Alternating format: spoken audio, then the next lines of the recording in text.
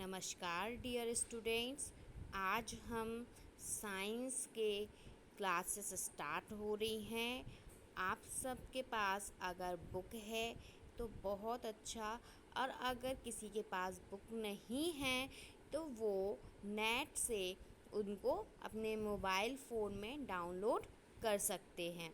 सबसे पहले हम ये देखेंगे कि हमारी साइंस बुक में कौन कौन से चैप्टर हैं जिनको हमें पढ़ना है।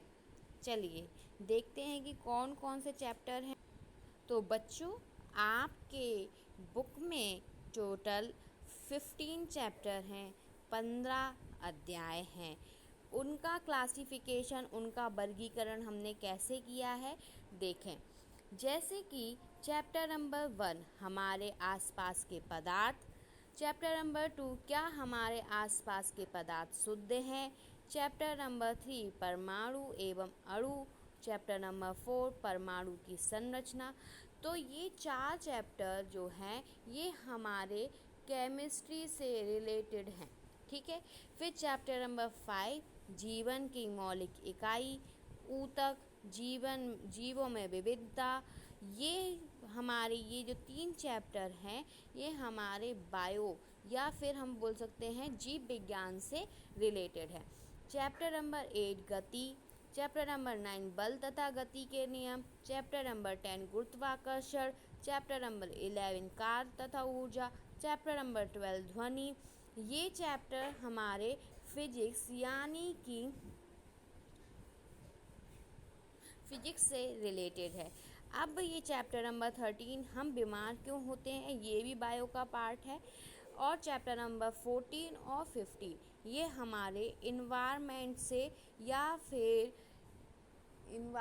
पर्यावरण से रिलेटेड हैं। तो अभी हम अपना चैप्टर नंबर 1 हमारे आसपास के पदार्थ देखेंगे। हमारे आसपास के पदार्थ, ठीक है। हमारे आसपास के पदार्थ, इंग्लिश में इसको बोलते हैं मैटर इन आवर सराउंडिंग। पदार्थ का मतलब होता है मैटर, इसको हिंदी में बोलते हैं पदार्थ, ठीक है। सराउंडिंग का मतलब होता है आसपास। अब सबसे पहले क्वेश्चन ये है कि पदार्थ होता क्या है, मैटर होता क्या है। तो मैटर जो भी हमारे आसपास हमें कोई भी चीज़ या वस्तु दिखाई दे रही है जिसका कुछ मास है, या फिर बोल सकते हैं जिसका कुछ वजन है, या फिर इसका कुछ वॉल्यूम है, या फिर ये कोई जगह को घेर रही है। वॉल्यूम है तभी जगह को घेर रही है। तो जैसे कि अगर हम यहाँ पर देखें कि सपोज़ कीजिए इन सर के पास ये बुक है, तो अगर हम देखें तो बुक का कुछ वजन है, और अगर हम इसको कहीं पे रखेंगे तो ये कोई स्थान भी घेरेगी, मतलब कि कुछ स्पेस भी ऑक्यूपाई करेगी। तो ये भी क्या हो गई, मैटर। जैसे कि सर ब्लैक बोर्ड पे पढ़ा रहे हैं, तो ब्लैक बोर्ड भी क्या है, मैटर। सर के हाथ में स्टिक, मैटर। सर के जूते, मैटर।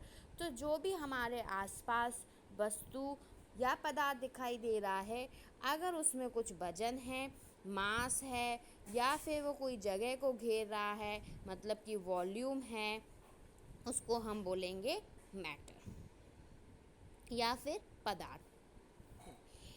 यहाँ पे हमने यही लिखा हुआ है कि मैटर क्या है, matter is anything which occupy space and has mass. Which occupy space को हम वॉल्यूम भी बोल सकते हैं, ठीक है बच्चों। अब हम देखते हैं क्लासिफिकेशन ऑफ मैटर, मतलब कि पदार्थ का वर्गीकरण। तो सबसे पहले जो हमारे इंडियन फिलोसफर थे, जो हमारे भारतीय फिलोसफर्स थे, उन्होंने सबसे पहले पदार्थ को 5 तत्वों में विभाजित किया था, मतलब 5 बेसिक एलिमेंट में डिवाइड किया था। कौन कौन से आप सबको पता ही होगा, एयर, वायु, अर्थ पृथ्वी, फायर आग, स्काई आसमान, और वाटर पानी। इनको हम मिला के क्या बोलते हैं, 5 तत्व। लेकिन अगर हम फिजिकल स्टेट की बात करें, फिजिकल स्टेट में मतलब भौतिक संरचना, मतलब बाहर से देख के हम पता लगा सकते हैं, तो उसके बेस पे हमने इसको 3 पार्ट्स में विभाजित किया है, 3 पार्ट्स में डिवाइड किया है। कौन कौन से? Solid, liquid and gases. अगर हम बात करें केमिकल कंपोजिशन की बात पर, मतलब उसके रासायनिक कंपोजिशन क्या है, तो हमने मैटर को 2 पार्ट में डिवाइड किया है, प्योर मिक्सचर एंड मिक्सचर्स के बीच में, प्योर सब्सटेंस एंड मिक्सचर्स के बीच में। अब हम थोड़ा इसको डिटेलिंग में देखते हैं। इसके लिए हम एक फ्लो डायग्राम का यूज़ करते हैं। सबसे पहले हमारे पास मैटर है। मैटर को हमने 2 पार्ट में डिवाइड किया, प्योर एंड मिक्सचर, मतलब कि शुद्ध और मिश्रित। प्योर के बाद हमने इसको 2 पार्ट में डिवाइड किया, एलिमेंट और कंपाउंड। और हमने मिक्सचर को 2 पार्ट में डिवाइड किया, हेट्रोजीनियस और होमोजीनियस। ओके, अब हम देखते हैं कि प्योर में हम एलिमेंट किसको बोलेंगे। एलिमेंट बच्चों हम उसको बोलेंगे जिसमें सारे अणु एक समान हों। कंपाउंड हम उसको बोलेंगे जिसमें हम 2 अणु का यूज़ कर सकते हैं, जैसे कि मैंने यहाँ पे SO2 लिया, तो सल्फ़र भी एक अणु है, ऑक्सीजन भी एक अणु है, लेकिन इनका एक, जब हम इनको मिलाएंगे तो इनका एक फिक्स्ड प्रोपोर्शन होना चाहिए, मतलब एक निश्चित संख्या होना चाहिए। फॉर एग्जांपल कि सल्फ़र अगर हम 1 मिला रहे हैं तो ऑक्सीजन 2 ही मिलेगा, तो उसको हम बोलते हैं कंपाउंड। अगर हम मिक्सचर की बात करें तो मिक्सचर और कंपाउंड में यही सबसे बड़ा अंतर है कि मिक्सचर में कोई फिक्स्ड प्रोपोर्शन नहीं रहता है, निश्चित अनुपात नहीं रहता है, इसमें हमेशा अनिश्चित अनुपात रहता है। ठीक है, इसको हम अपनी डेली लाइफ से भी देख सकते हैं। जैसे कि आप लोग सेव खाते हैं, ठीक है, इंदौरी सेव, ठीक है, और आप एक मिक्सचर खाते हैं, मिक्सचर नमकीन खाते हैं, तो जो सेव हैं उसमें सिर्फ एक ही जैसे कर दिखाई देते हैं, तो वो क्या हो गया? एलिमेंट। लेकिन मिक्सचर क्या है, इसमें आपको अलग अलग टाइप का कुछ मिला हुआ दिखाई देता है। ठीक है, तो इसका कोई फिक्स्ड प्रोपोर्शन नहीं होता है, निश्चित अनुपात नहीं होता है, तो इसको हम क्या बोलेंगे? मिक्सचर।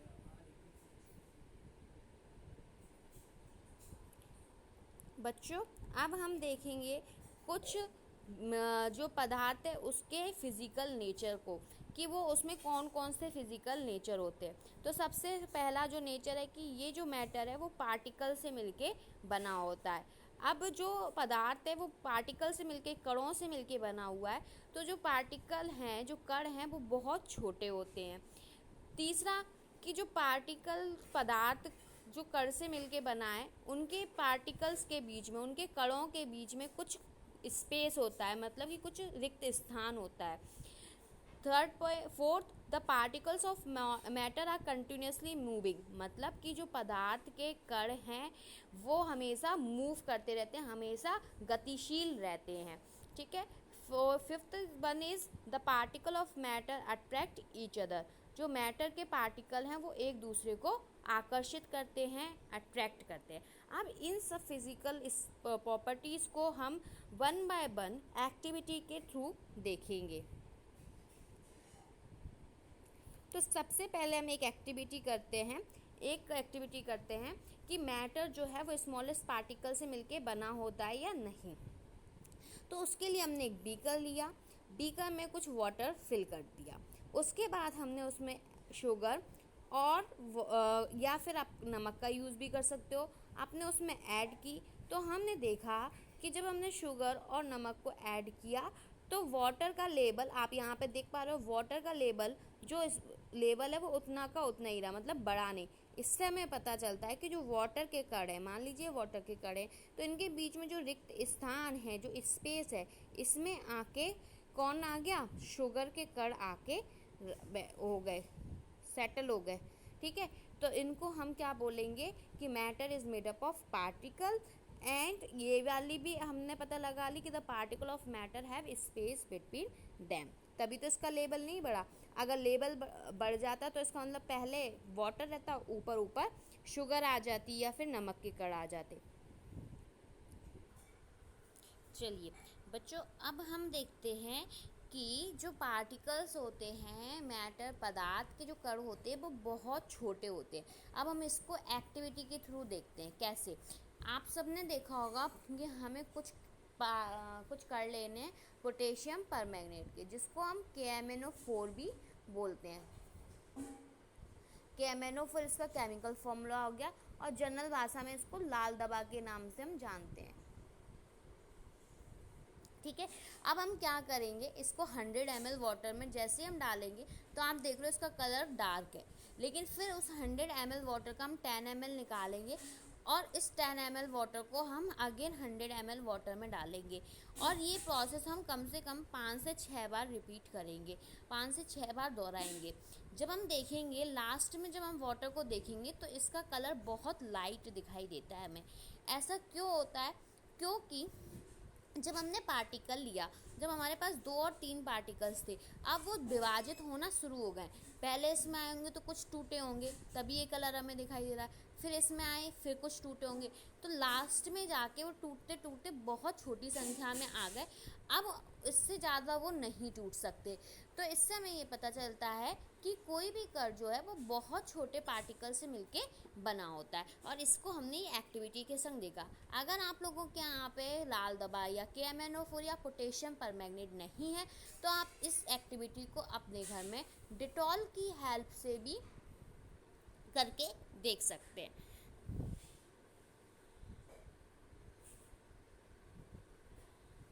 चलिए बच्चों, अब हम देखते हैं हमारी एक और एक्टिविटी कि जो पार्टिकल्स होते हैं, मैटर के जो कण होते हैं वो कंटिन्यूसली मूव करते रहते हैं। तो इस एक्टिविटी को कैसे हम परफॉर्म कर सकते हैं कि हमने एक बीकर लिया या फिर हम एक ग्लास ले सकते हैं।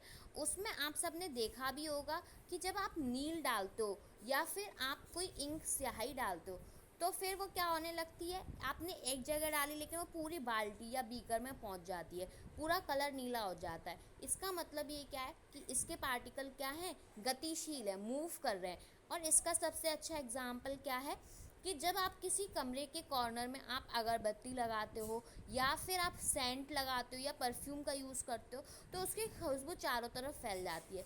तो इससे भी हमें पता चलता है कि जो पार्टिकल्स हैं वो हमेशा क्या होते रहते हैं, कंटिन्यूसली मूव करते रहते हैं। अब यहाँ पे एक इम्पॉर्टेंट लाइन लिखी हुई है, द इंटरमिक्सिंग ऑफ 2 और more different types of matter.